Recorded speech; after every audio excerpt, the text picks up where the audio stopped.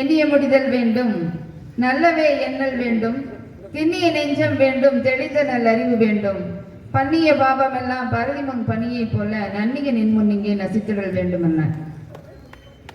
இந்த உடுமலை புத்தக திருவிழாவை மிக சிறப்பாக சீரோடும் சிறப்போடும் நடத்தி கொண்டிருக்கக்கூடிய குழு தலைவர் அவர்களே, ஏனைய ஒருங்கிணைப்பாளர் அவர்களே, இங்கே கூடியிருக்கக்கூடிய ஆண்டோர் பெருமக்களே, சான்றோர் பெருமக்களே, மேடையிலே வீற்றிருக்கக்கூடிய ஆண்டோர் பெருமக்களே, உங்கள் அனைவரையும் வணங்கி மகிழ்கிறேன். நடுவர் அவர்களே, என்ன அந்த காலம் அந்த காலம் அந்த காலம் நான் தெரியாம உங்ககிட்ட கேட்கிறேன். அப்படியே அந்த காலம் அந்த காலம் அந்த காலம்னு போயிட்டே இருந்தா ஜாலியன் வாலாபாக் படுகொலை வந்திருக்கும். பரவாயில்லையா? எனக்கு வர்ற கடுப்புல 4 பேர்த்தையும் போட்டு தெரியும் நடுவர் அவர்களே, துப்பாக்கி எடுத்து. பரவாயில்லையா? இன்னும் கொஞ்சம் அந்த காலம் அந்த காலம் அந்த காலம் அப்படின்னே போயிட்டு இருந்தா மனுஷங்க எல்லாம் குரங்காயிருவாங்க. பரவாயில்லையா? கேக்குறேன் நான்.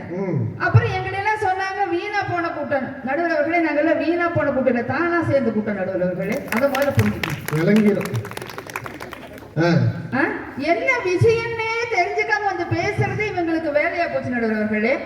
அப்புறம் அந்த காலத்துல கல்யாணம் எப்படி நடக்குது, சித்தாட கட்டிக்கிட்டு சிங்காரம் பண்ணிட்டு ஒரு பாட்டு வேற பண்ணார். நடுவர் அவர்களே, நான் ஒரு விஷயம் கேட்கிறேன், இங்க இருக்கக்கூடிய எல்லாத்தையும் சேர்த்துக்கிறேன். அந்த காலத்துல கல்யாணம் எப்படி நடந்துச்சு? ஊரோரத்துல ஒரு பெரிய சண்டா காலை வச்சிருப்பாங்க, இல்லைன்னா ஒவ்வொரு வீட்லயும் பெரிய ஜல்லிக்கட்டு காலை வளர்த்து வச்சிருந்தாங்க.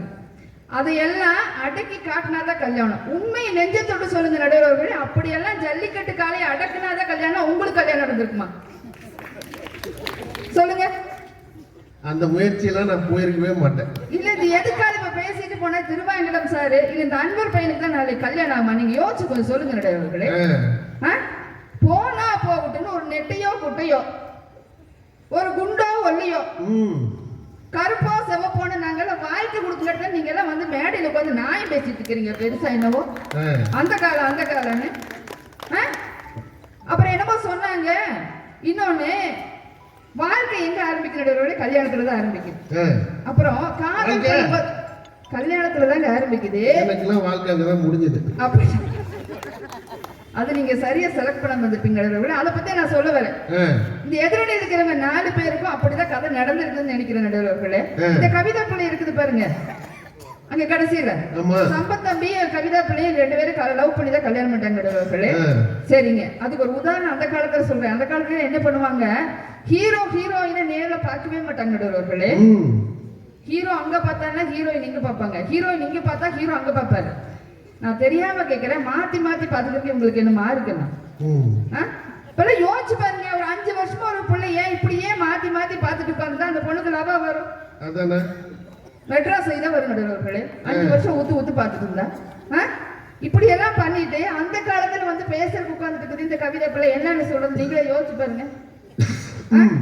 சரி, அதுதான் போகட்டும். கல்யாணத்துக்கு அந்த காலத்துல இவர் சொன்னாரு ஏற்கனவே, அப்படியே சித்தாட கட்டிட்டு சிங்காரம் பண்ணிட்டு வந்து உட்காரும் பொழுது பொண்ணு ஃபுல்லா எப்படி இருக்கு, முன்னாடி பூ பூரா கட்டியிருப்பாங்க நடுவர்களே, உடம்பு ஃபுல்லா நகையா போட்டு வந்திருக்கும்.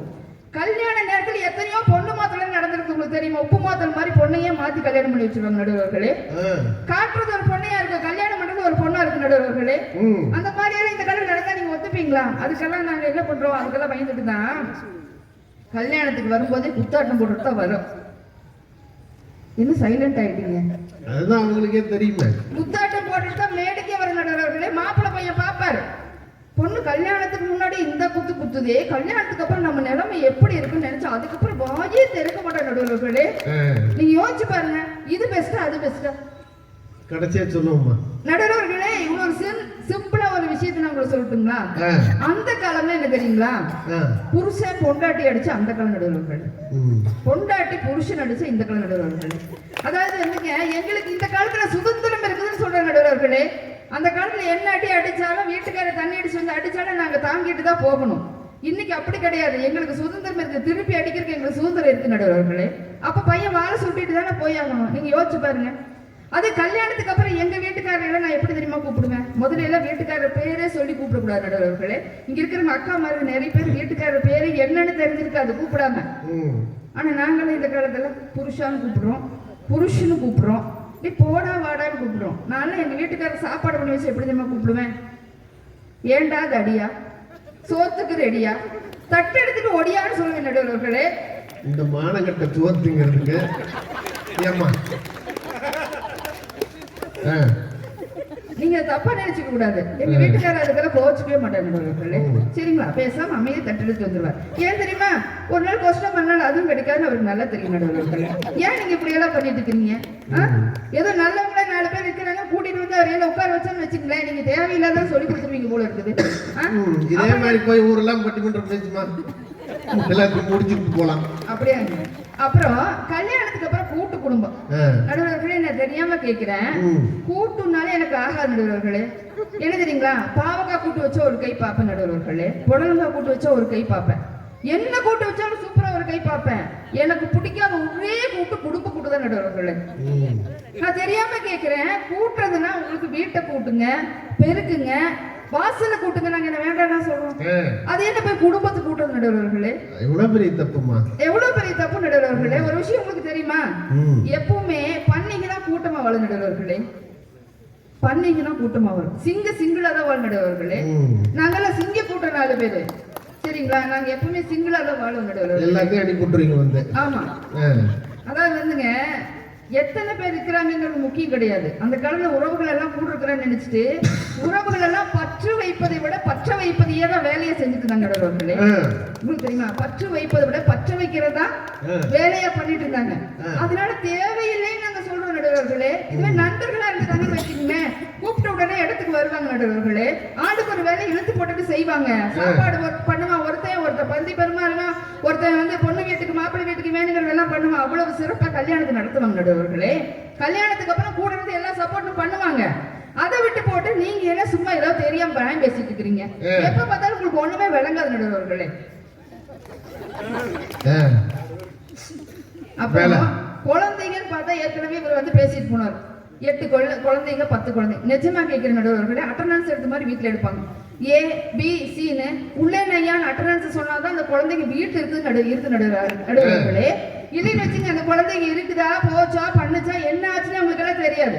இன்னைக்கெல்லாம் பாருங்க, ஒண்ணு கண்ணே கண்ணு, மீச்சு போனா 2 பேரு. அவங்க குழந்தைங்க எல்லாம் நல்லா படிக்க வைக்கிறோம், அவங்களுக்கு நல்ல எதிர்காலத்தை உருவாக்கி கொடுக்குறோமா இல்லையா நடுவர்களே? குழந்தை, அதாவது அம்மா கன்சீவா இருக்கும் போதே அந்த குழந்தைக்கு சீட்டு வேணுமா, எந்த ஸ்கூல்ல சீட்டு வேணும் எங்க பசங்க எல்லாம் போய் புக் பண்றாங்களா இல்லையா நடுவர்களே? புக் பண்ணான்னு சொன்னது எனக்கு இன்னொரு விஷயம் ஞாபகம் வருது. என்னமோ சொல்றீங்க, இந்த காலத்துல எல்லாம் புக் பண்றதே கிடையாது, புக் பண்ணி தான் சாப்பிடுறாங்க. அதாவது நேரம் இருக்கும் போது புக் பண்ணி சாப்பிடுறோம், நேரம் இல்லாத போது புக் பண்ணி சாப்பிடுறோம். எங்க காசை வச்சு தானே சாப்பிடுறோம், உங்ககிட்டயே வந்தோம். எதுக்கு தேவையில்லாத நியாயமெல்லாம் நீங்க பேசிட்டு போறீங்க? அதுக்கப்புறம் நடுவர்களே இன்னொரு விஷயம், நிலாவை காட்டி சோறு ஊட்டுற காலம் எல்லாம் மலை ஏறிப்பி இப்ப நிலாவுக்கே போய் சாப்பிடுற நிலைமைக்கு நாங்கெல்லாம் வளர்ந்துட்டோம் நடுவர்களே. இன்னும் பழசையே பேசிட்டு இருந்தா எப்படி நடுவர்களே? போலியோ தட்டமை இந்த மாதிரி எத்தனையோ அம்மை ஊசிகளுக்கெல்லாம் வந்து அம்மைக்கெல்லாம் வந்து ஊசியே கண்டுபிடிக்காம எவ்வளவோ கஷ்டப்பட்டு இருந்த காலம் அந்த காலம் நடுவர்களே. பாலிய விவாகம், விதவை, இந்த மாதிரி எல்லாம் எத்தனையோ கஷ்டத்துல பெண்கள் எல்லாம் இருந்தாங்க. இன்னைக்கு எல்லாம் எவ்வளவோ சுதந்திரத்தோட ஆண்களுக்கு பெண்கள் சமமா எல்லா துறையிலும் வளர்ந்துட்டோமா இல்லையா நடுவர்களே? காசிக்கு போனா இன்னைக்கு எல்லாம் என்ன சொல்லுவாங்க, குடும்பத்தோட போயிட்டு வா, போனவன் திருப்பி வருவானோ என்னமோ அப்படின்னு நினைச்சிட்டு சொன்னாங்க. இன்னைக்கு எல்லாம் ஒரு பிளைட்ல புக் பண்ணணுமா, அடுத்த நாளே வந்து காசில போய் இறங்கணுமா, சாமி கும்பிட்டுமா, 3ஆம் நாள் வீட்டுல வந்துட்டு நடுவர்களே. அதெல்லாம் தெரியாம நீங்க எல்லாம் பேசிட்டு இருக்கிறீங்க. இன்னைக்கு ஆன்மீகம் ஆகட்டும், கோவில்கள் ஆகட்டும், பக்தி ஆகட்டும், அந்த காலத்துல விட இந்த காலம் சிறப்பா இருக்குதுன்னு சொல்லி சொல்றேன். அன்னைக்கு வந்து மன்னர்கள் மட்டும்தான் கோவில் கட்ட முடியுங்கிற நிலைமை இருந்தது. இன்னைக்கு மாறி சாமானிய மக்களும் சேர்ந்து எத்தனையோ கோவில்களை உருவாக்க முடியுங்கிற காலத்தை நாங்க மாத்தி கட்டிருக்கிறோமா இல்லையா? எத்தனையோ திருக்குறள், வேதங்கள், சொற்பொழிவுகள், ஆன்மீக விஷயங்கள் எல்லாம் நிறைய நடந்துச்சு, அந்த காலத்துல இருந்துச்சு. அதெல்லாம் வந்து சாதாரண மக்களுக்கு எல்லாம் போய் சேரவே கிடையாது. யூடியூப் வந்துச்சு, இந்த மாதிரி கூகுள் வந்துச்சு, இன்னும் எத்தனையோ சமூக வலைத்தளங்கள் வந்ததுக்கு அப்புறம் தானே சாதாரண மக்களுக்கு போய் சேர்ந்துச்சு நடுவர்களே. ஆகவே என்னைக்குமே மாற்றம் ஒன்றுதான் மாறாது நடுவர்களே. இப்போ கார்பரேஷன்ல ஒருத்தர் வர்றாங்க, இப்போ ஒரு குளம் இருக்குதுன்னு வச்சுங்க, ஒரு ஆறு ஓடிட்டே இருந்தாதான் அதுக்கு மரியாதை. அது குளமா தேங்குச்சுன்னா என்ன மரியாதை இருக்குது? அந்த குளம் குட்டையாகும், குட்டையில வந்து தண்ணி வத்தி போகும், கொசு வரும், கார்பரேஷன்கார கூப்பிடுவாங்க, நான் வந்து இருந்த இடமே தெரியாம மூட்டிட்டு போயிருவாங்க நடுவர்களே. அதான் நடக்கும். இதுவே ஆறா ஓடிட்டு இருந்தா என்னைக்குமே நம்ம நல்லா இருக்கலாம், சந்தோஷமா இருக்கணும் நடுவர்களே. ஆகவே அன்னைக்கு விட இன்றைய காலம் தான் சிறந்த காலம். கூட்டி கழிச்சு பாருங்க, கணக்கு சரியா வரும் நடுவர்களே. பார்க்க தெரிந்தால் பாதை தெரியும், பார்த்து நடந்தால் பயணம் தொடரும், பயணம் தொடர்ந்தால் கதவு திறக்கும், கதவு திறந்தால் காட்சி கிடைக்கும், காட்சி கிடைத்தால் கவலை தீரும், கவலை தீர்ந்தால் விடலாம் வழியா இல்லை பூமியில் ஆலக்கடலும் சோலையாகும் ஆசை இருந்தால் நீந்தி வா என்று சொல்லி சிறப்பான காலம் மகிழ்ச்சி மனநிறை நிறைந்தது வாட்ஸ்அப் காலமே என்று சொல்லி தீர்ப்பை நீங்க அப்படிதான் சொல்லணும் அப்படின்னு உங்களுக்கு மறைமுகமாக எச்சரிக்கை விடுத்து நான் வந்து குங்ஃபூல வந்து பிளாக் பெல்ட் வாங்கியிருக்கேன் நடுவர்களே. இதுக்கு மேல தீர்ப்பை மாத்தி சொன்னீங்கன்னா உங்களுக்கு என்ன நிலைமைங்கிறத பார்த்துட்டு சொல்லுங்க அப்படின்னு சொல்லிட்டு நல்ல வாய்ப்பு நன்றி விடைகளுக்கு நன்றி.